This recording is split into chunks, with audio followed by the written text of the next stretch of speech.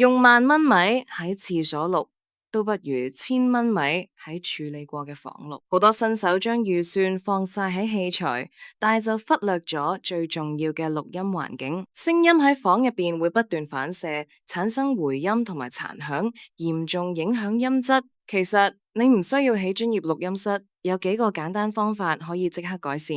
第一，揀一間細房，空間越細，聲音反射嘅機會就越少。第二，加入軟身物料，掛啲毛氈或者拉上口窗簾可以吸音，甚至錄音嗰陣打開個衣櫃，啲衫都可以幫手吸收多餘嘅聲音。第三，避免塊玻璃窗或者係光脫脫嘅牆直接對住支迷高峰。第四，記得關冷氣錄音，冷氣嘅低頻噪音後期好難搞得走。第五，可以考慮買個反射濾波器放喺咪後面，減少房間反射。大家要記住，好聲音嘅起點係空間，而唔係你手上嘅器材。只要環境處理得好，你嘅 podcast 音質就可以即刻大幅升級啦。